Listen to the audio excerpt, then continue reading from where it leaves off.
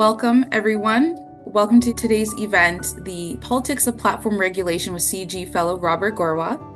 To those of you who are new to the CIGI community, the Centre for International Governance Innovation is a think tank based in Waterloo, Ontario, Canada. We're an independent, nonpartisan think tank whose peer-reviewed research and trusted analysis influence policymakers to innovate.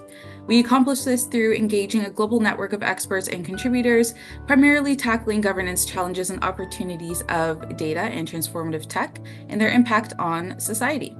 First things first, we'd like to thank you for being here. We're very much looking forward to the presentation and discussion that will follow. I'll start by introducing myself. My name is Rianne Cayenne. I'm Program Manager of CIGI's Digital Policy Hub. Today, I'll serve as MC and will walk us through the agenda and some quick housekeeping notes before we begin.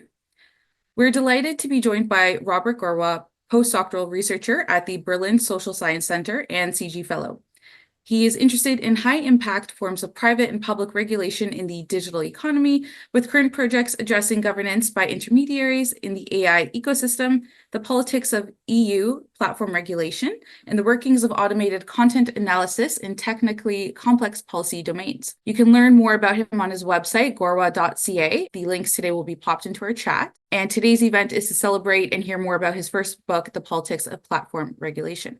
We are also joined today by our facilitators, both based at CIGI, Tracy Forrest, Research Director of Transformative Technologies, and Yash Kailash, Research Director, Digital Economy.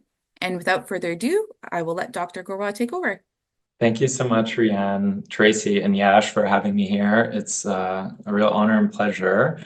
Let me just try to get started here with my screen share.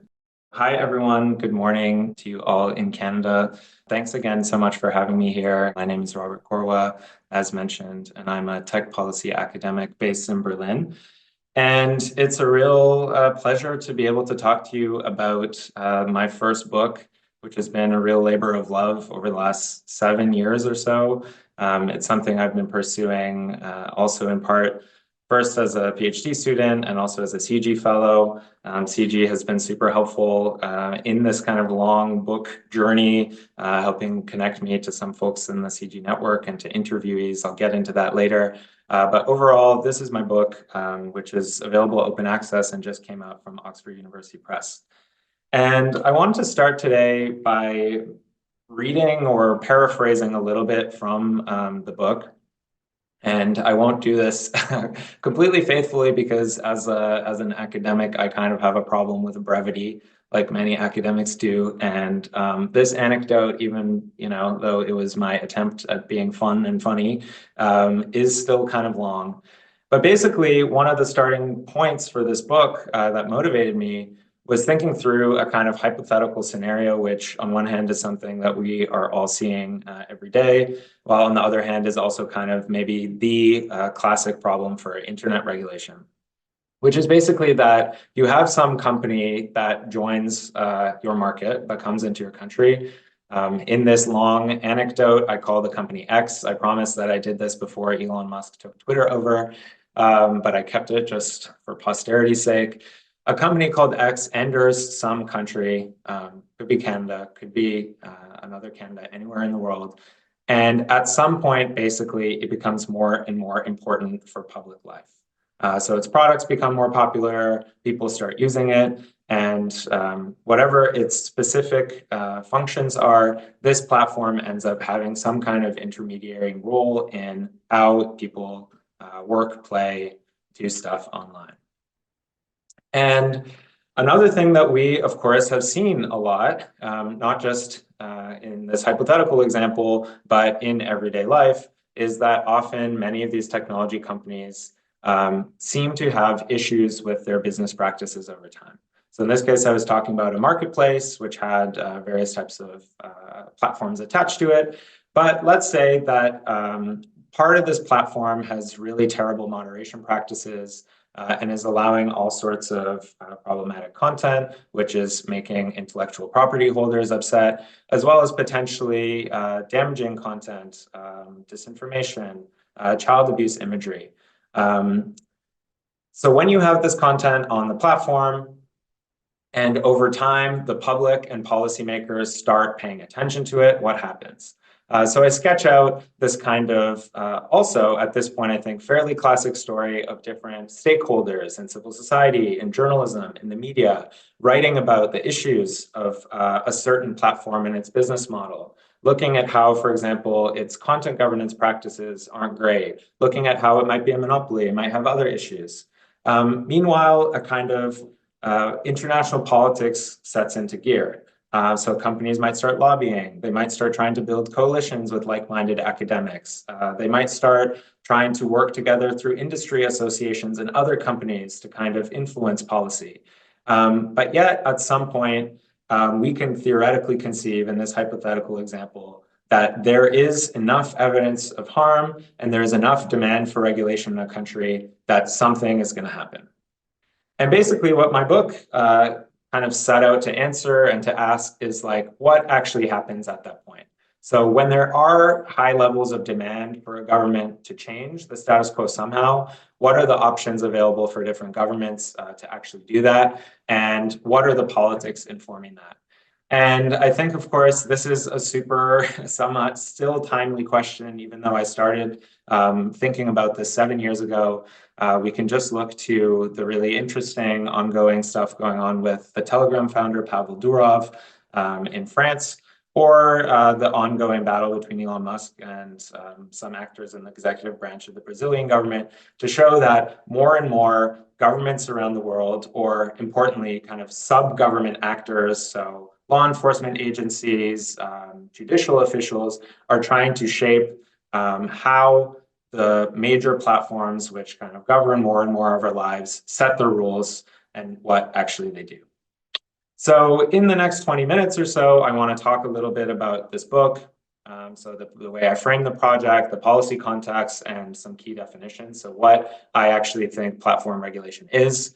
I'll tell you a little bit about the question that I ask in the book and how I design that from a methodological point of view. So thinking about variation in platform regulation. And then I'll give you a little bit of a flavor of the kind of high level arguments and the case studies I looked at. Again, it's always tricky to distill, 7 years of work and a few hundreds of pages into a short talk, but I will do my best. So let's go.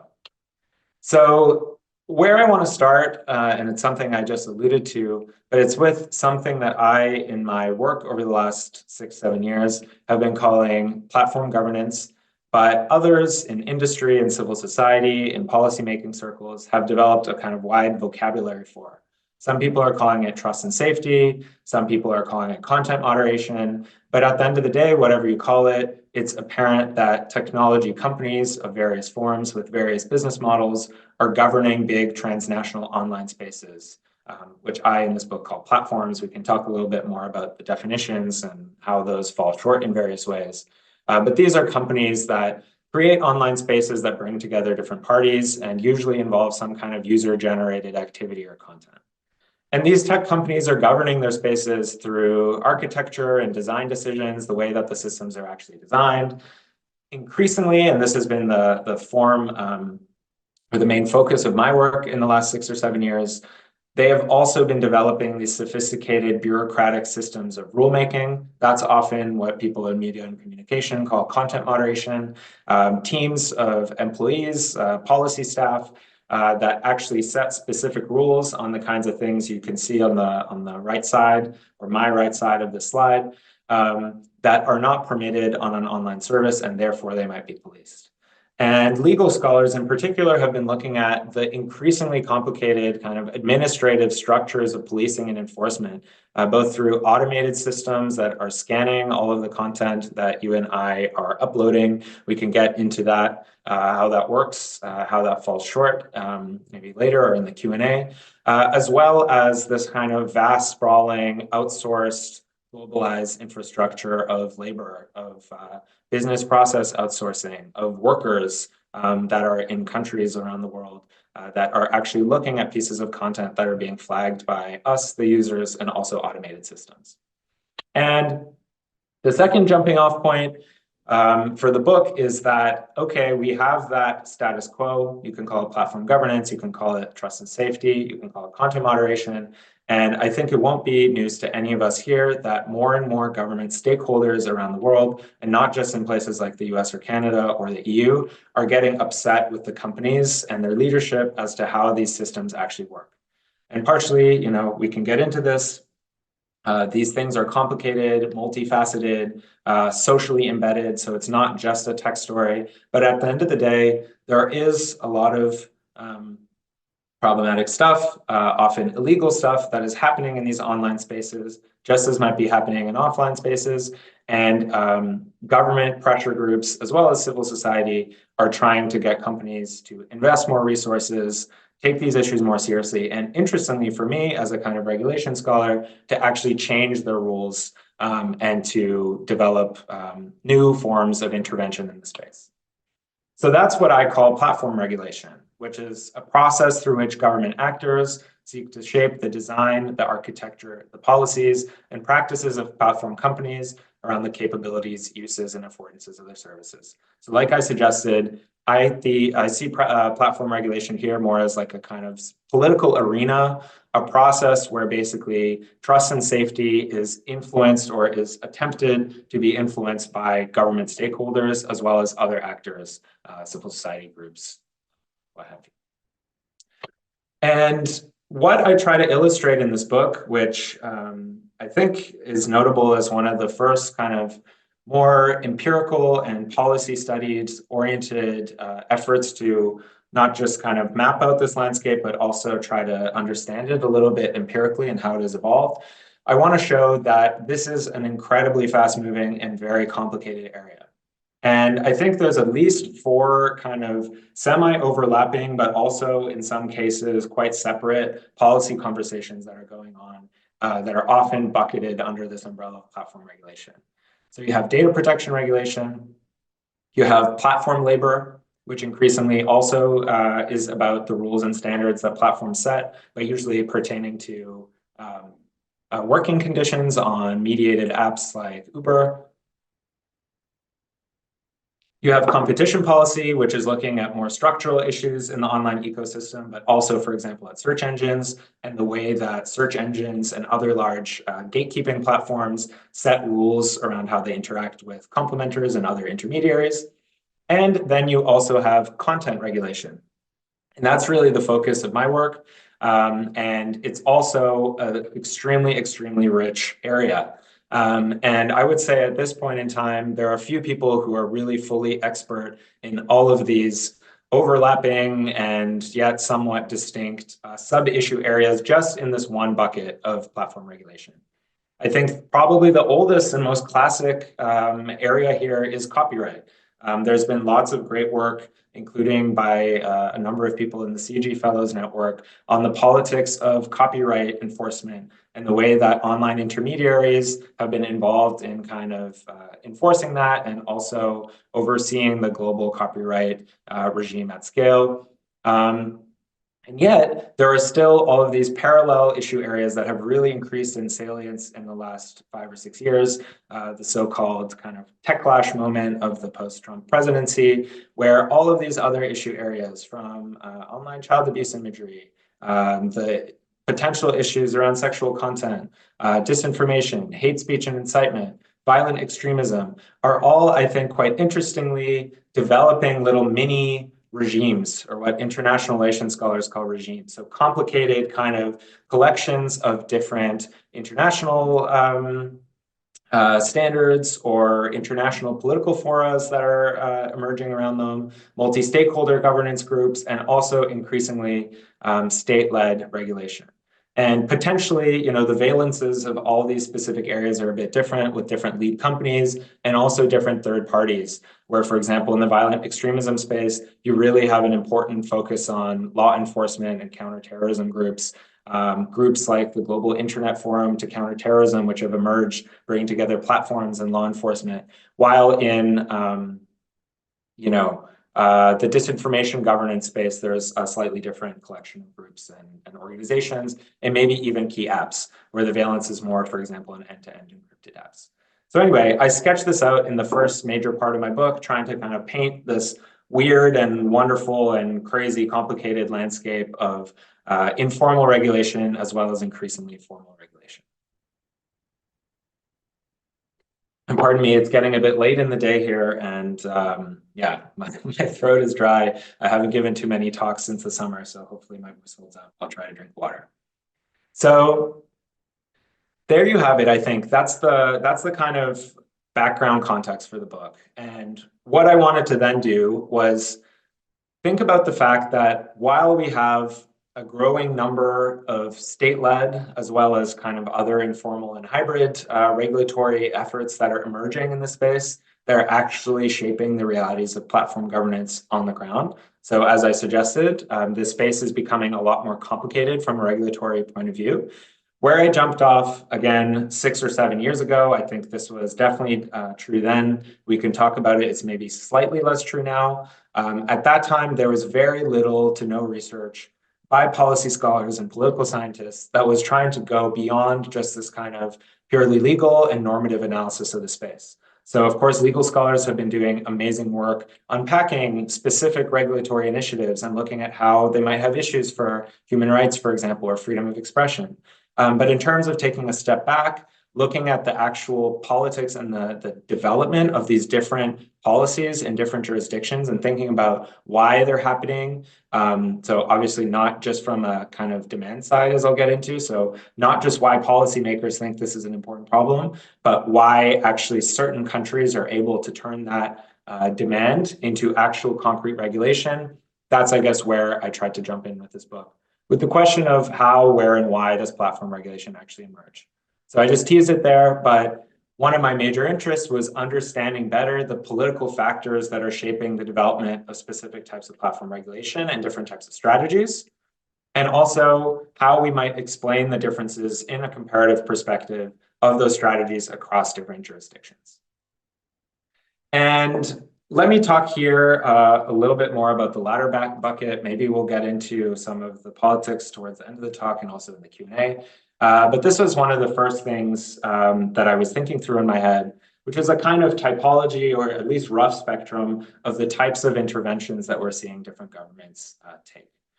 And this, I think, quite interestingly, so maybe the legal scholars are less focused on this, but as a policy scholar, I'm really interested also in informal types of policy. So not just stuff that is in the classic shape of binding law, but we see a lot of softer, informal, and multi-stakeholder types of interventions in this space. Things, for example, like the EU Commission's Code of Practice on Disinformation, or the Code of Conduct on Online Hate Speech. These are potentially really impactful voluntary mechanisms which can, or at least try to get, companies to change their policies and the way that they enforce their policies, potentially globally. So these are really salient types of regulation that in a way I think are kind of underexplored and underplayed. And I think come with kind of different political dynamics and different costs. So I wanted to understand kind of why this strategy arises.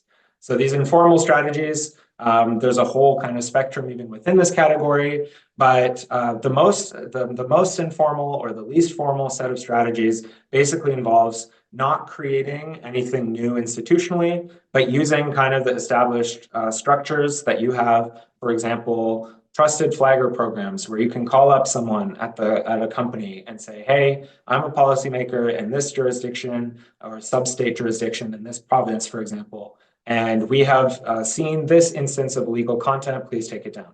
And now Facebook or Instagram or TikTok might comply with that or might not. If we're still really unhappy with what's going on, informally, we can also do pressure. This can be carrots as well as sticks. So we can threaten to sanction policy leaders. Again, it's rare that we actually see companies putting executives, in prison. But of course, that, I guess, is also within the realm of responsibility of this kind of coercion. Or they can threaten to say, hey, we'll talk to our ISPs and we'll get your platform taken down in our country. But we're not going to reframe, rebuild the legal status quo for how content moderation needs to be done for all companies operating in our jurisdiction.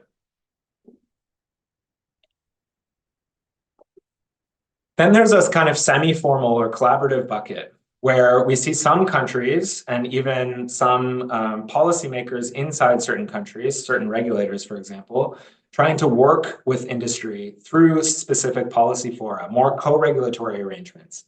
And yeah, I alluded to this just briefly there, but this is a little bit more formalized than just the trusted flagger, than just calling up someone at the company or not doing anything. Kind of this kind of shadow regulation of backroom negotiations that often we do also see governments doing. But instead, this is something slightly more formalized, and we're doing actual codes of conduct. We're doing co-regulation. We're trying to create some kind of institution, even if it isn't fully legally binding. And then finally, in this rough kind of heuristic division, we see formal regulation, which are binding laws and regulations that are enforced by state authorities. So I was told by a colleague when I was in the final stages of revising this book that every book's theoretical framework needs to have alliteration. So here are my 3 C's of different types of platform regulatory policy intervention: convince, collaborate, and contest. And again, the idea here is that these are imperfect categories, but they roughly map onto the kind of very informal, kind of semi-formal co-regulatory and the kind of classic law binding regulatory categories that we're seeing different countries do around the world. And I'm apologies, I don't have a slide here, but one of the things I tried to do also in the book is collect as well as possible, and of course it is a moving target, but collect as much of the existing examples of platform regulation that is out there, building a kind of data set of sorts of different regulations across the spectrum that different countries are doing. So you can have a look at that as well. So we're trying to map and understand the different types of policy intervention that different countries are taking. So that's the first part of the book. And the second part of the book is more empirical. After kind of laying out this overview of the landscape and presenting a bit of a theory of these different strategies and an argument about why different countries have the regulatory capacity and the institutional kind of structures in place to be able to like take different options across this menu of intervention, I look at specific case studies of regulatory change to try to kind of get a better understanding at the very close micro level to understand what are the, I guess, paths not taken of specific regulatory interventions that had a major agenda setting effect, and also better understand the role of different political actors as they came together that might have impacted the ability of certain policies to go into effect. And I looked at the NetzDG. So I've been in Germany now for almost 5 years and living in Europe for about 10. So this for me is a really familiar piece of legislation, but I know that in Canada it might be slightly more foreign to you all. So the NetzDG is the Network Enforcement Act. It has an amazing German name, something like the Netzwerkdurchsetzungsgesetz. And this basically, according to a lot of observers, is the first non-copyright, harmful content-oriented content moderation regulation law in the world.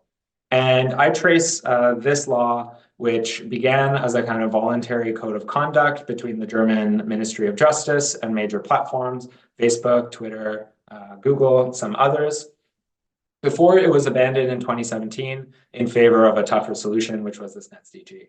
And this was a really major and interesting law because it was, to my knowledge, the first to specifically target content moderation as a regulatory object. And it also set up some kind of due process mechanisms around how companies conducted content moderation. So it was the first law, to my knowledge, that had, for example, binding transparency provisions, requiring transparency reports around how companies were taking down content and how much and how fast.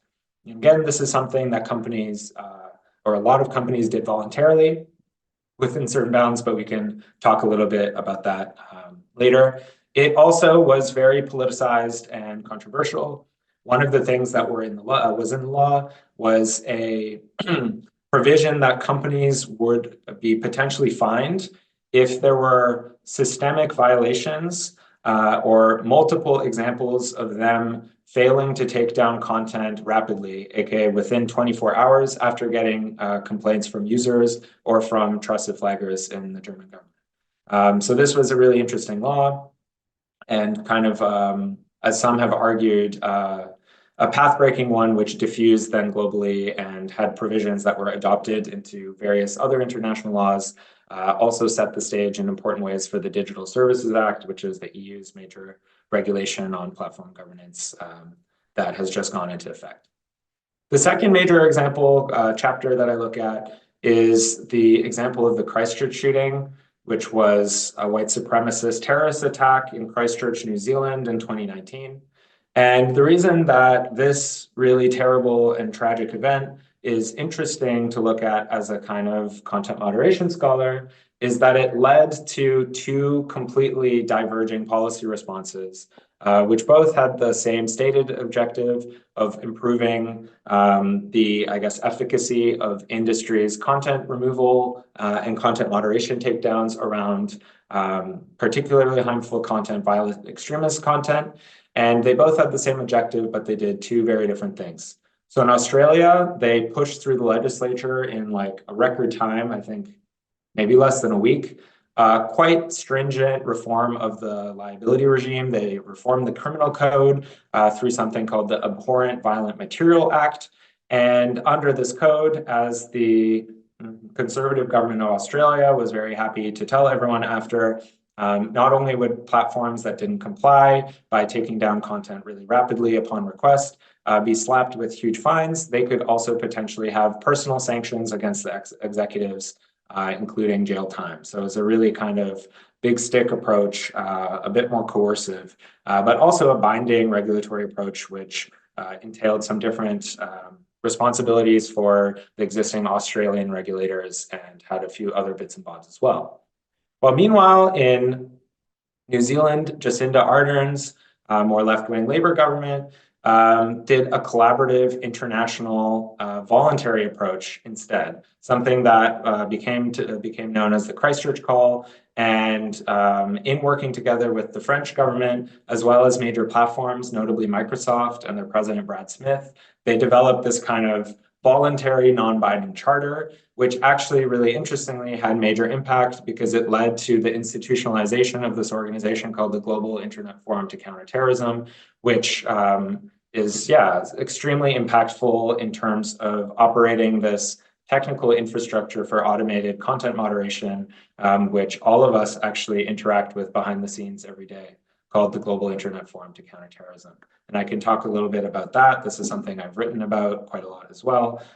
But the system that they operate, which is called the Shared Industry Hash Database, basically requires the partner companies, or not requires, but voluntarily involves them, scanning pretty much all forms of content that you upload to any social media network, audio, video, text, and it's many cloud providers, increasingly, pretty much any user-generated content platform, your YouTubes, your TikToks, your Facebooks, whatever you're uploading is being scanned at the point of upload and being checked against this database of fingerprints of confirmed violent extremist content that's operated by this organization.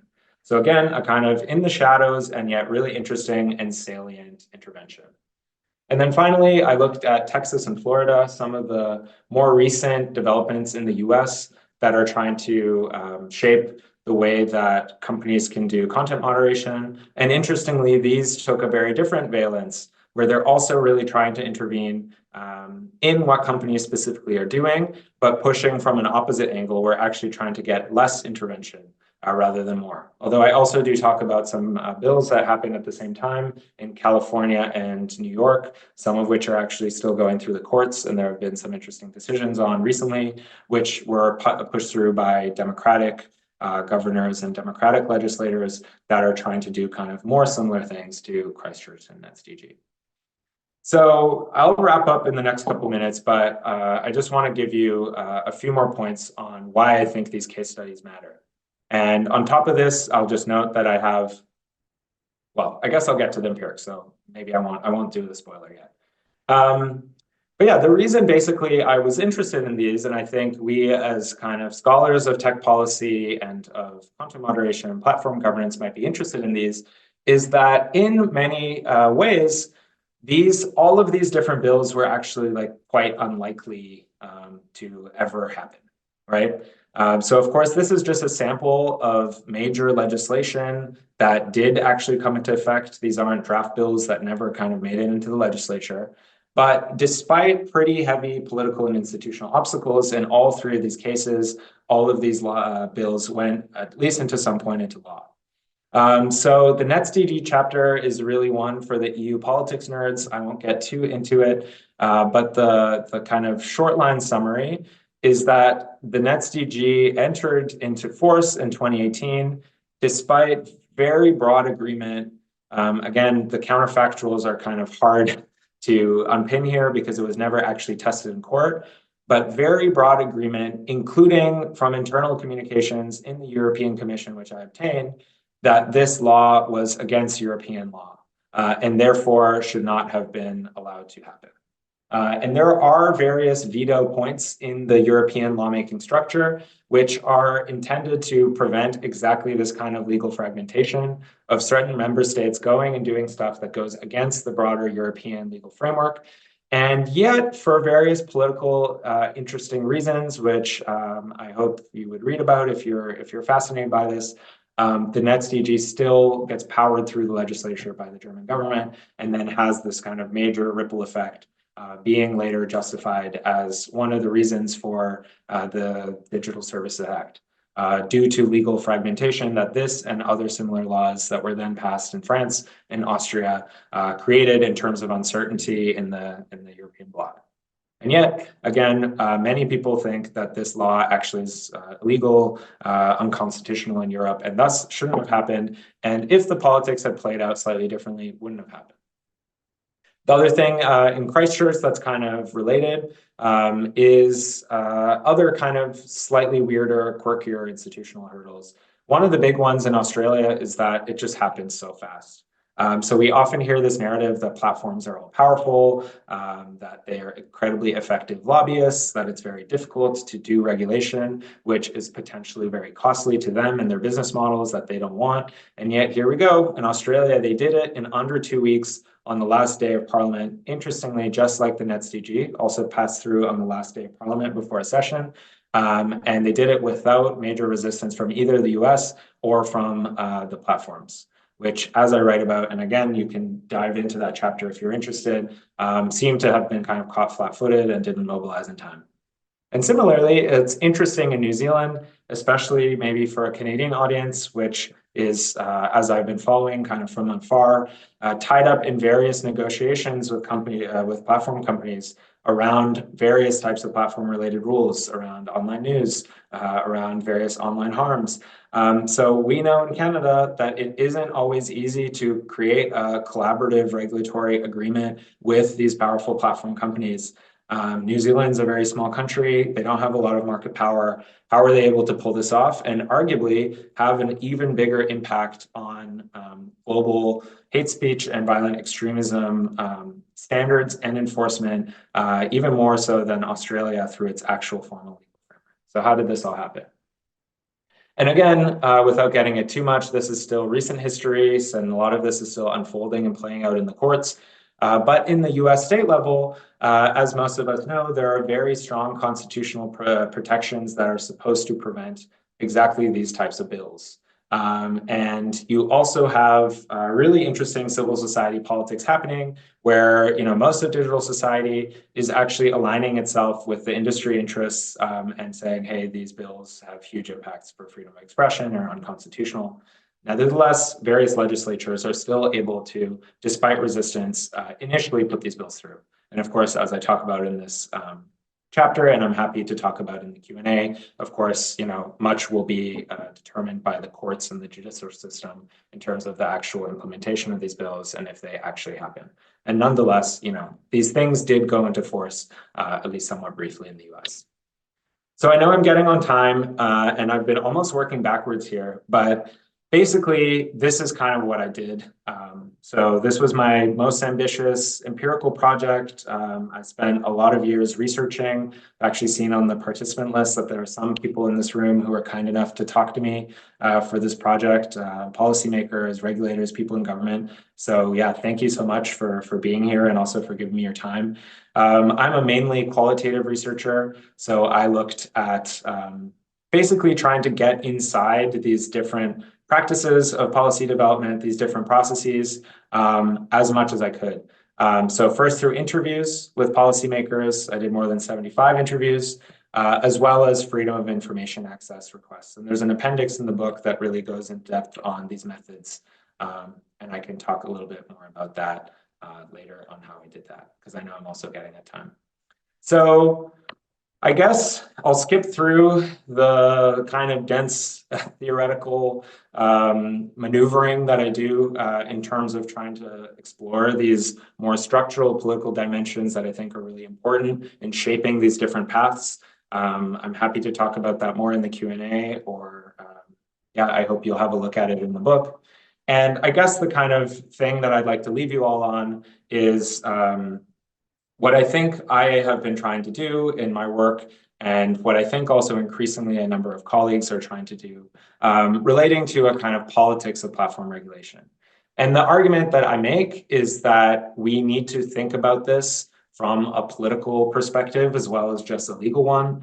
And actually, a lot of the stuff that we're really interested in that actually also has a big impact on the way that these regulations work, the way that they will be applied, the way that they will be implemented and enforced, are shaped by institutions and the banal realities of domestic politics in various systems. I'm also an international politics person, so sometimes there's interesting interlinkages with international companies, international countries, with international organizations. So it isn't just about the law. We need to start thinking about the kind of salience shocks and the importance of crisis events, the ways that specific actors and policy entrepreneurs get involved in the space, the way that executive power and regulatory capacity all determine the ability of governments to act, the way that institutions shape all of this playing field, and the way that veto points kind of affect the way that not only platform regulation emerges, but the way that it is actually implemented, the veto points which shape what the actual text looks like in the end. So that's basically the book. I'd be happy to talk a little bit more about this project and what else I've been up to. It's open access thanks to funds I'm very generously provided by my institution. And yeah, thanks again for having me. Apologies for going a bit over time, and I'm looking forward to the conversation. Great. Thank you so much, Dr. Gorwa. That was a fantastic presentation. And a reminder to those attending today, if you open the chat function. Oh, sorry, I think I froze there for a moment. So thank you once again for your presentation. For attendees today, if you open the chat function, you'll see links to Dr. Gorwa's website, a link to the open access book, and the print version as well. So now we will shift things to our co-facilitators for comments and discussion. So we will start with Yash Kalash and take it over to Tracy. Thank you. Thank you, Ryan. Firstly, Robert, thank you for this insightful presentation. And I think I'll take the liberty to say on behalf of the whole CIGI community, thank you for this book. And it's super interesting, and it's very enlightening on some really relevant matters that you're talking about. I think your presentation provided a fascinating deep dive into sort of the complexities around platform regulation.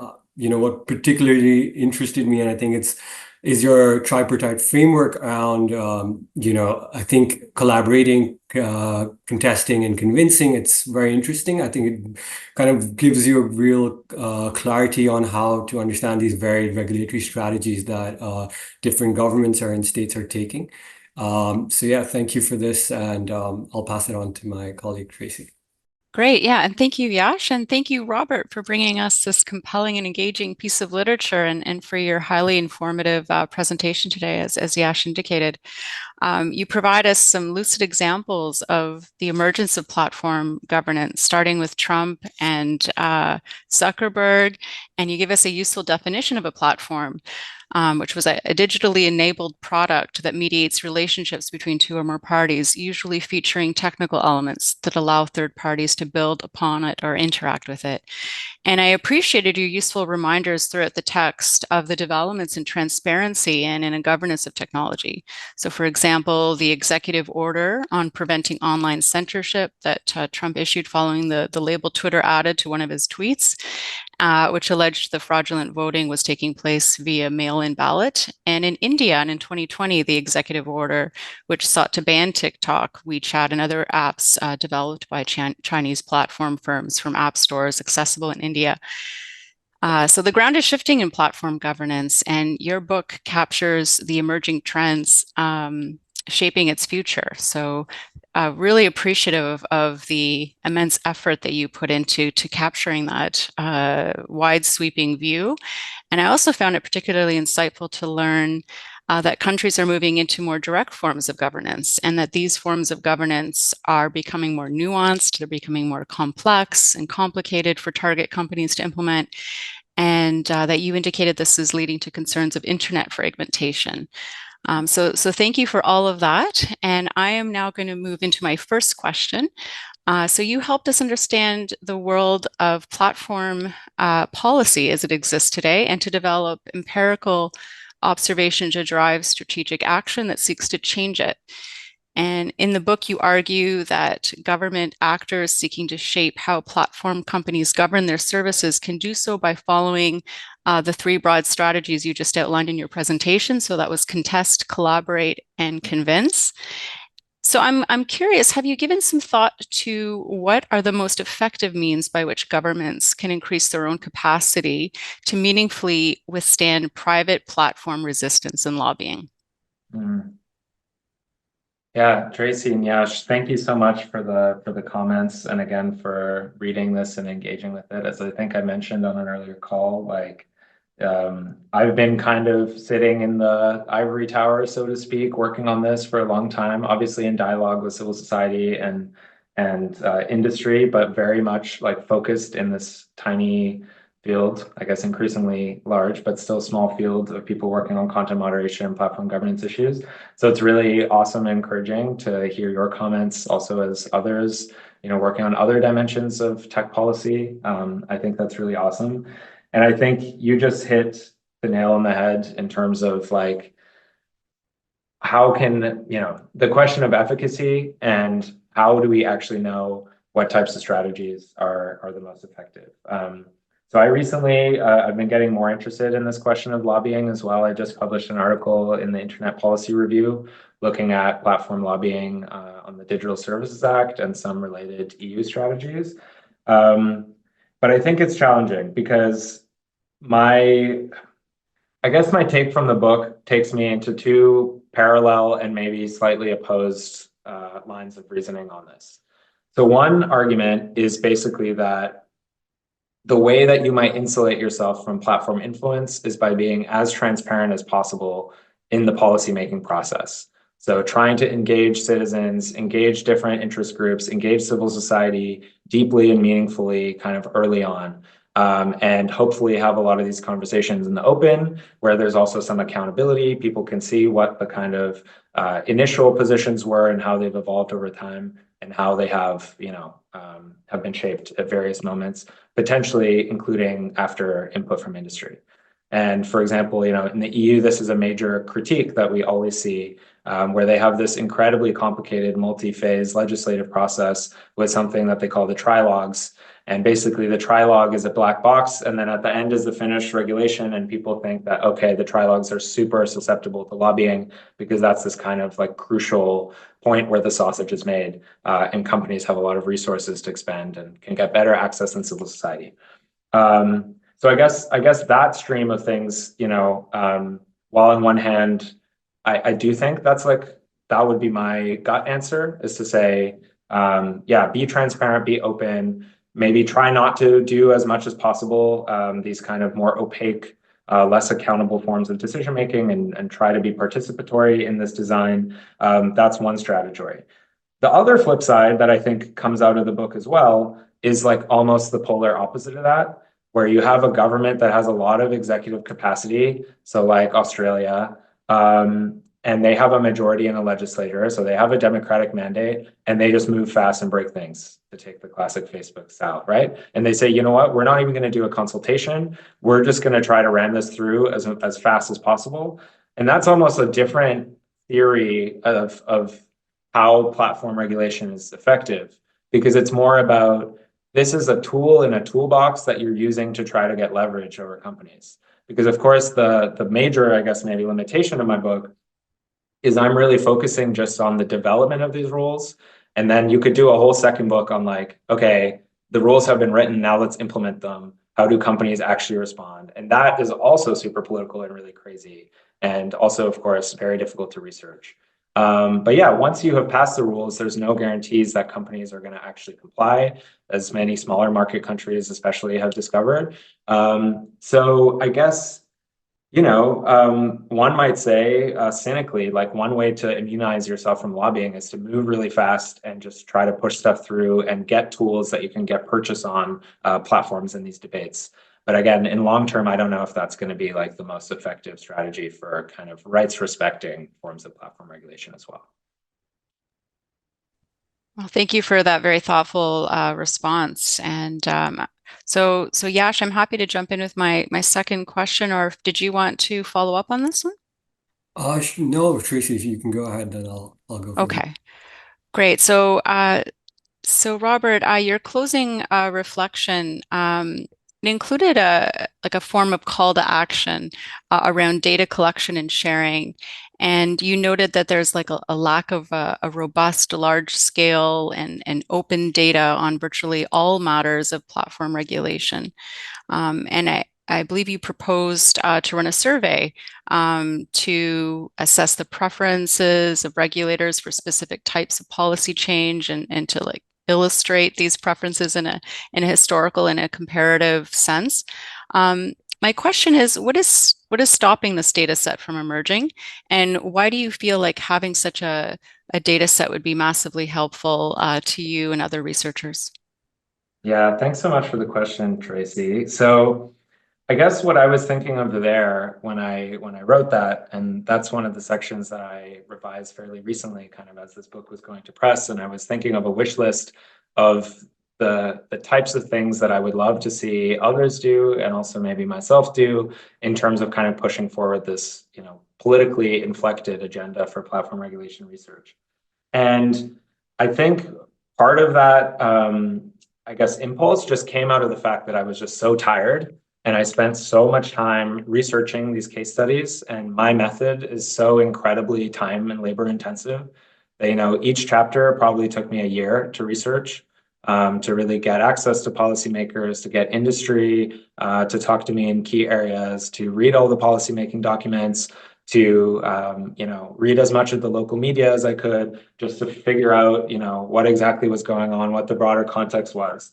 And I guess actually the thing that I was wishing for the most is something like a casebook, which breaks down all these different, you know, regulatory interventions that are happening in different countries and gives us like kind of by experts, like short updates on what happened and what the major takeaways are, and also what the context was. So not just what it does, but like why it does what it does.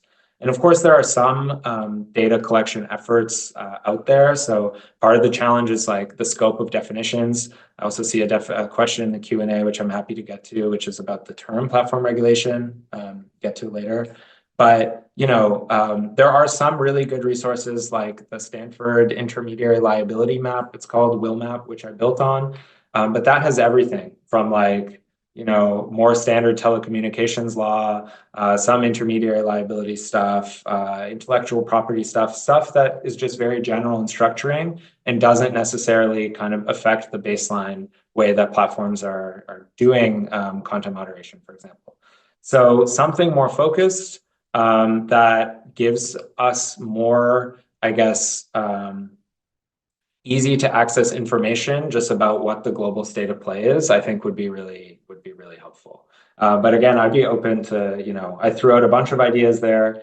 I think, like you said, this idea of a policymaker survey, I don't know exactly what's keeping that from happening. I would love to work with someone, colleagues who are doing survey research or have surveys in the field. Again, these things are expensive and often happen on a very structured calendar, so it can be difficult to get questions in. But I think, I guess on one hand, I do think like that's the way we're going, just because there's more and more interest in these topics, and these are clearly becoming more salient, political questions that are now on the front pages of newspapers daily. So I think we're heading in this direction, thankfully. That's terrific. Thanks very much.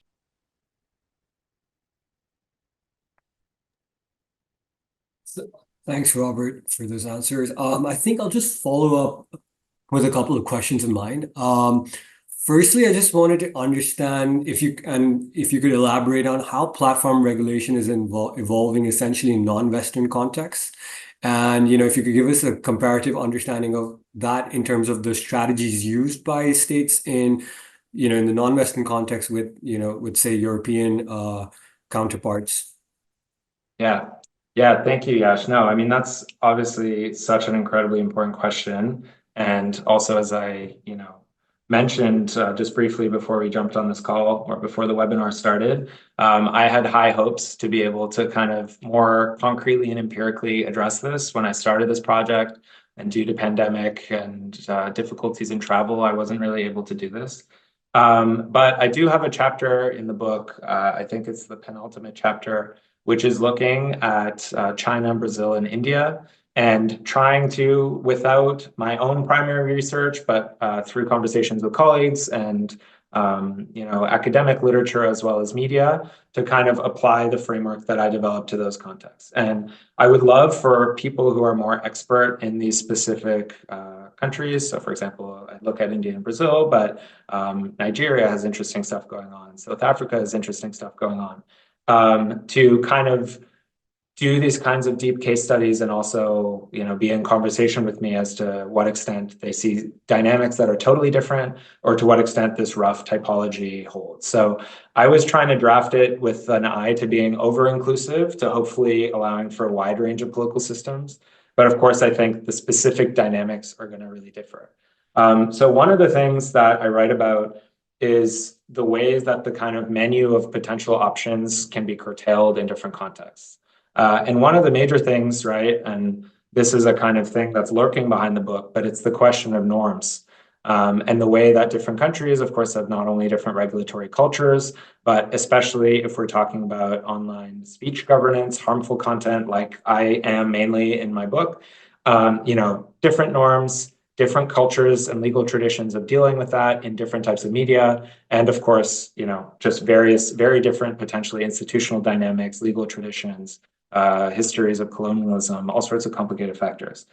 But basically, I think, I guess to maybe just give you a few quick takeaways. The norms, I think, are interesting because we're seeing the platforms emerge as this weird internationally jurisdiction straddling kind of arbiter that is appealing simultaneously to local audiences in terms of policymakers and not trying to get banned in many contexts where companies are trying to resist local regulation, to be frank, versus on the other hand, having this North American and European kind of primary audience where they expend the most of their content moderation resources, right? This is a major problem. They have the tightest connections to policymakers, and they're worried also about public relations and stuff. So, I think the ability to do something like New Zealand did in terms of like meaningful co-regulation is going to be limited in a lot of countries because platforms, for better or for worse, are going to perceive that country as being bad to its brand. If, for example, I don't know, Thailand or Vietnam, Bill gets together and does a constitutional co-regulatory court on Facebook, for example, right? So for that reason, we see kind of the menu of options a little bit more limited. And that, in a way, I think has a big impact on what these companies can do, what these countries can do, because the kind of flexible, collaborative set of tools is, in my view, like one of the most flexible ones. It also is much lower cost than doing these kind of binding laws with enforcement. And also, potentially it has all these other, again, it's complicated, but it can have these benefits for local regulators, like it did in Germany, for example. The first collaborative initiative that they did with the companies really increased their awareness and understanding about how these systems work from the inside. Again, there might be issues with regulatory capacity, with expertise, with understanding how these systems work, with how, I guess, not having the same kind of structured relationships with policymakers in the companies that a lot of regulators in higher income countries have been enjoying for a long time. And I think, again, that's something which is starting to change through various global fora, but I guess it's still something that's like a work in progress.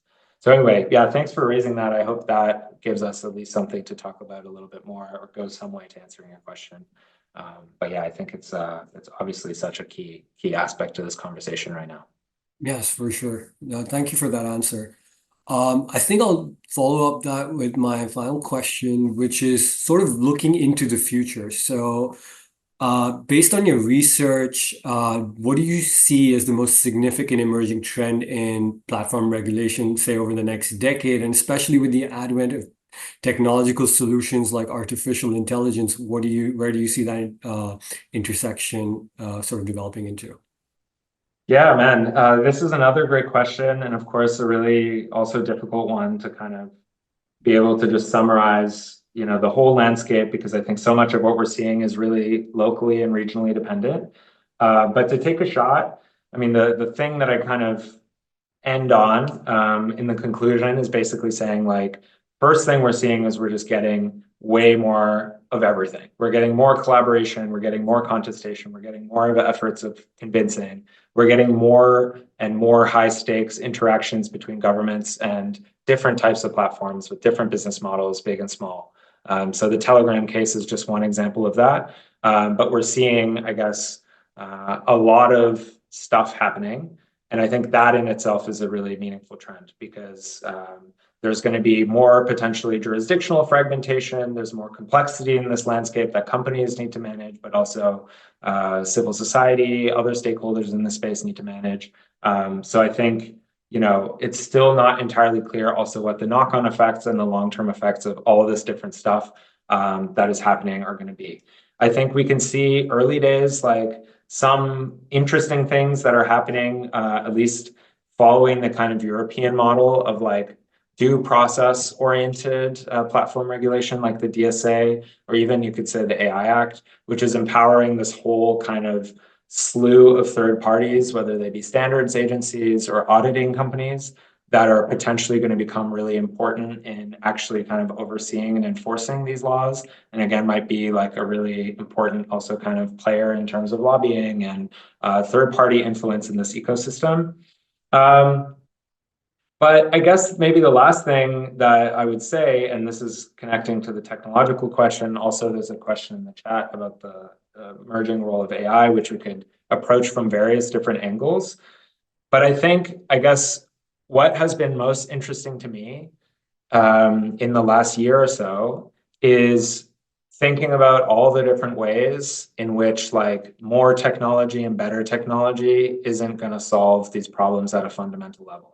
So in some kind of new work I'm doing with a colleague, Michael Veal at UCL, we've been thinking about these as like so-called routine resistant problems. So some types of problems, and I think these problems will always be around, which are not easily amenable to just throwing more content moderation resources of the classic variety, more human labor at them, and more and better sophisticated automated tools.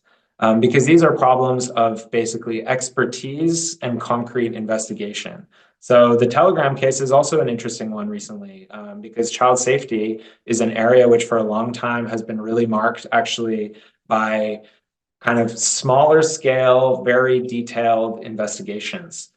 So, I mean, just to give you one anecdote, a piece that I have been reading recently for that article that I'm working on is looking at the creation of the trust and safety kind of, or a team within Facebook's trust and safety operations that did child safety investigations.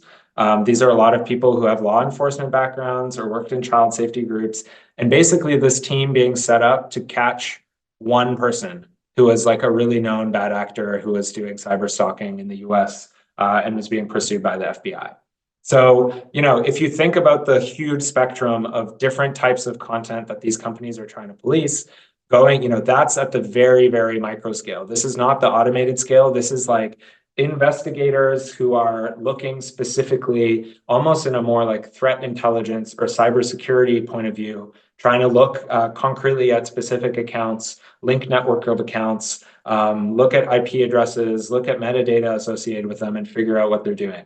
And I think with the advent of content provenance issues and generative AI, this is another thing that we think is a kind of routine resistant problem, because you have a lot of content which is potentially impersonating people, for example, which might not in of itself be violating the rules, but it's violating the rules because it's impersonating someone, using their likeness with other contexts, using that for a scam or something else. And often we think like actually being able to unravel that and figure out what's going on requires like not just a lot of expertise, but a lot of kind of hard investigative work.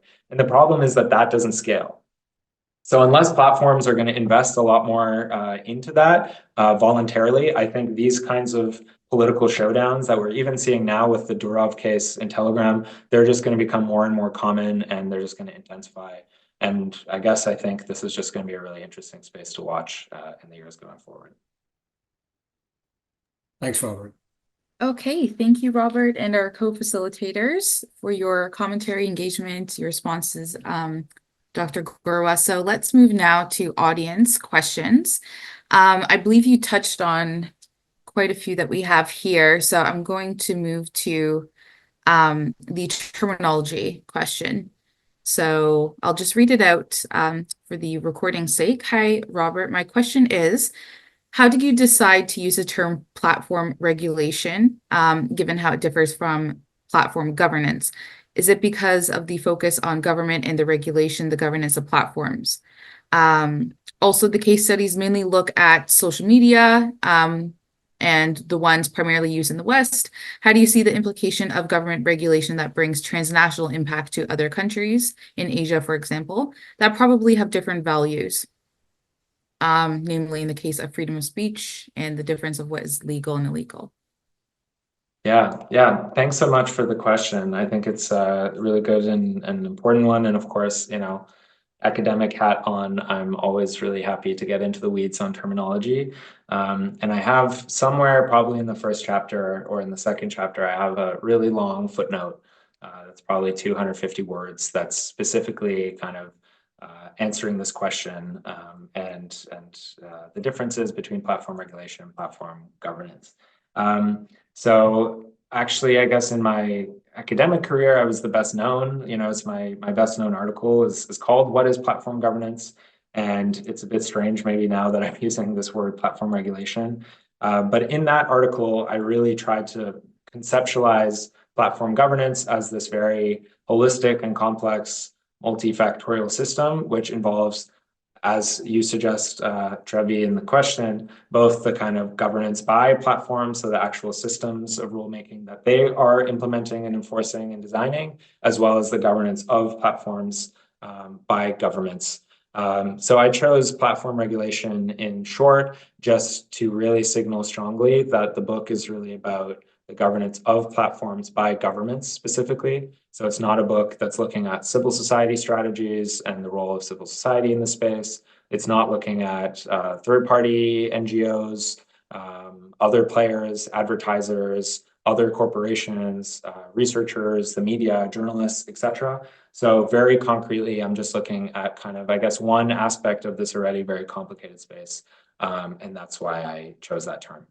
And the other thing that, even though you're right that my case studies are all looking at these kind of user-generated content platforms, social media platforms, also in the setup to the book, in the theoretical chapter, I look at a bunch of different platforms, or I try to, as holistically as possible. So platforms with a huge bunch of different business models, marketplaces, yeah, marketplaces, chat platforms, there's a very long table with a breakdown. And I also try to look at different types of policies development here. So competition, data protection. Again, I'm not actually an expert on any of those areas, but I did my best to kind of synthesize the latest state of play. So then to get to your second question, which also connects to Yash's question earlier, I think, it's really important to note that that's like a major, I guess, limitation of what I was trying to do here in terms of tracing out in a very micro scale the way that policy is developed in specific jurisdictions, that I didn't really look on what happened next. I didn't really look at the knock-on effects, not just in the country, but also internationally. And of course, like you suggest, I think this is a really big and kind of live debate. Many people are talking about the quote unquote Brussels effect, which can, for European consumers, potentially have positive implications in terms of, let's say, environmental standards or other types of chemical regulations, product safety regulations, but also can have major knock-on effects in a kind of undemocratic way on other countries internationally. So yeah, there's definitely a lot of implications to unpack there. Again, this wasn't really a normative project. So I was engaging in a more kind of descriptive policy mapping and theorizing project.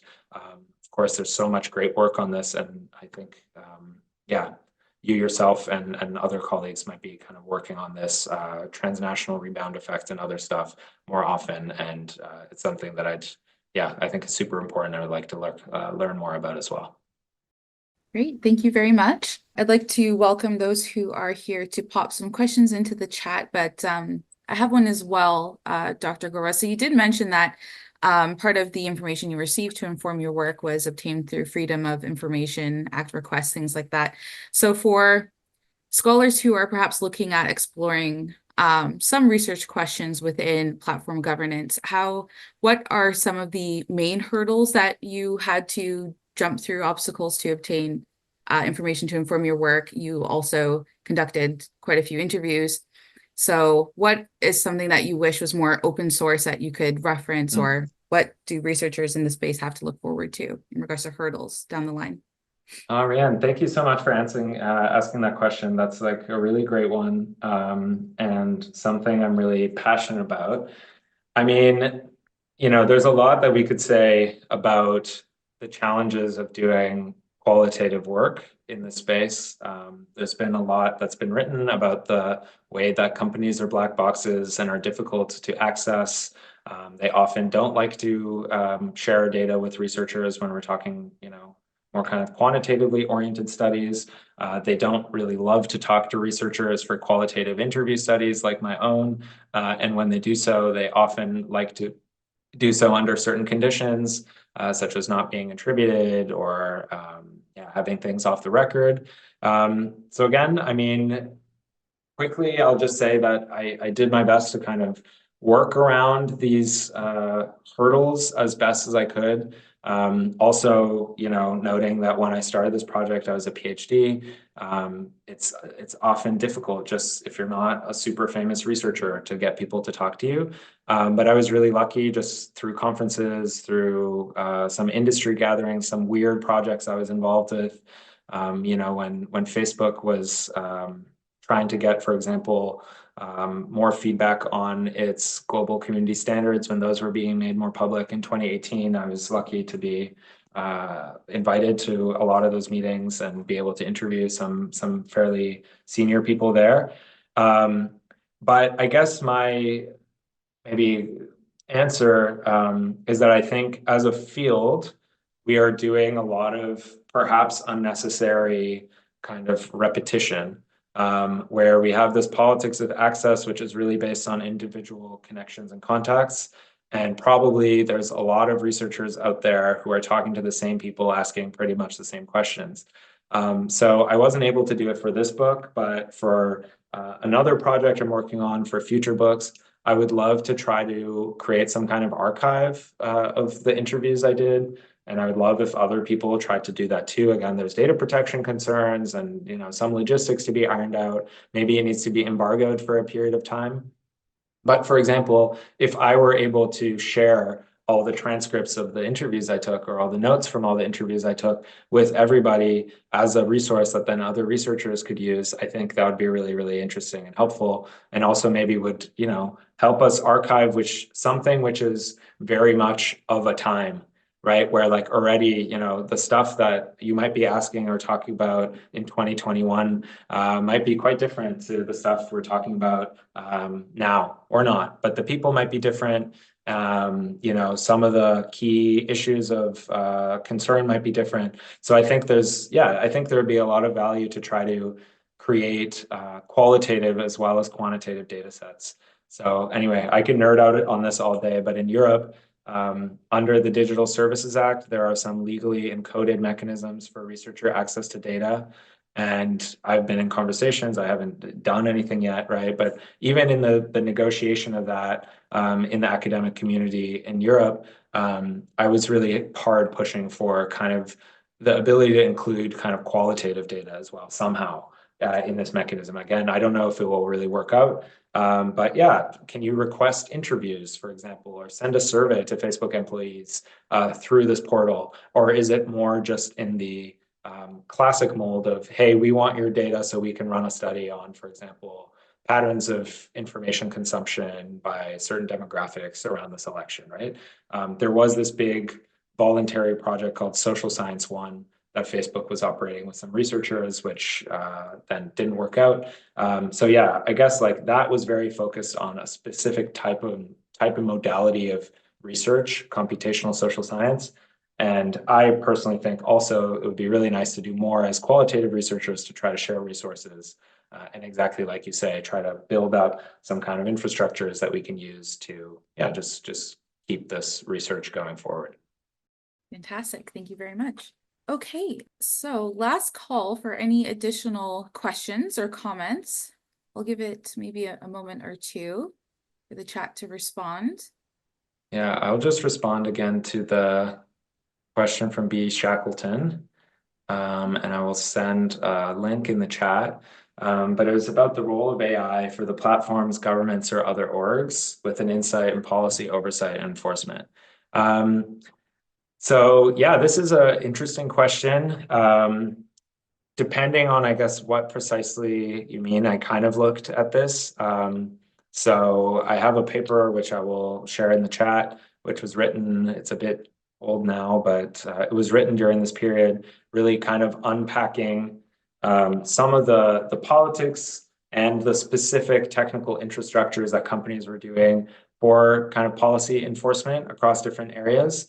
And I also have been just working on a report with the other think tank that I am associated with as a fellow, which is the Center for Democracy and Technology in DC, which has been looking at automated content moderation in the live streaming context.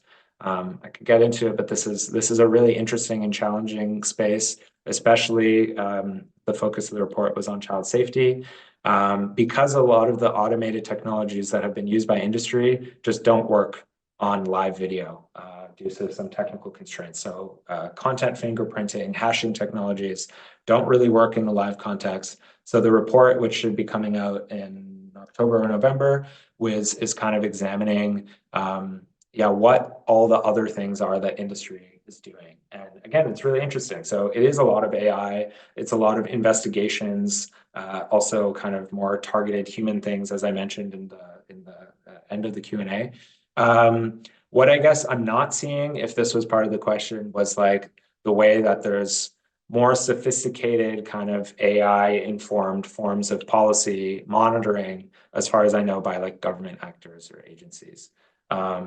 But anyway, again, I think we need to start probably with the basics, which is just collecting better data.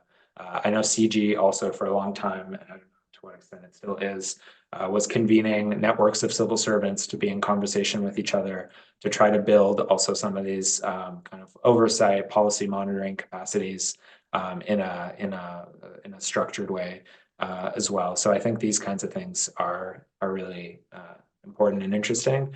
And maybe just finally, if I have a minute, a plug, I'll also put this in the chat.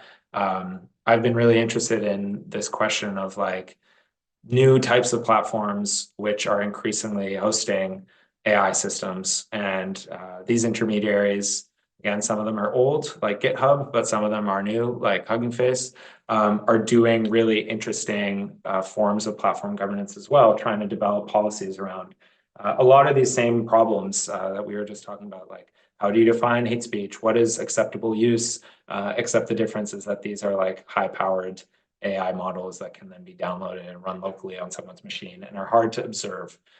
So maybe that's another thing that I can add to your last question, Yash, which is like the ways that this space is also getting a lot more complicated and maybe spooky with different intermediaries, the advent of all these weird AI players that have very black box products that are even less transparent than some of the social media sites that we're seeing. And maybe just to end on like a kind of closing reflection there, if I can, I am a bit shocked well, maybe not shocked, but I'm interested, having worked on this project for 7 years or so, and now increasingly working on the kind of generative AI ecosystem, how Groundhog Day it is. And how much of the same issues that we all were worrying about in 2016, 2017, questions around basic levels of transparency, about due process, about how you might get models to talk about their inputs or be able to be audited by researchers in various ways, how much these conversations are just repeating themselves right now with arguably, if you were to be a critic or a cynic, without that much in terms of lessons learned from this kind of fairly recent history of battles between different stakeholders and companies to try to, have more governance, have more oversight, have a little bit more transparency about what they're doing. So yeah, I think it's a really interesting and weird space. And yeah, I'll be looking forward to the years ahead. Thank you so much, Dr. Gorwa. So reiterating a comment here from Christopher, great presentation, interesting literature. And on behalf of the CIGI community, we would like to thank you so much for your time, for allowing us to host this event for you. And yes, thank you to everyone who attended, the questions, and the conversation doesn't stop here. So we have some resources in the chat. We have Dr. Gorwa's website, again, a link to the open access version of the book, the print version. There's also a discount flyer attached for those who would like a print copy, and Dr. Gorwa's CIGI fellow profile is also linked there.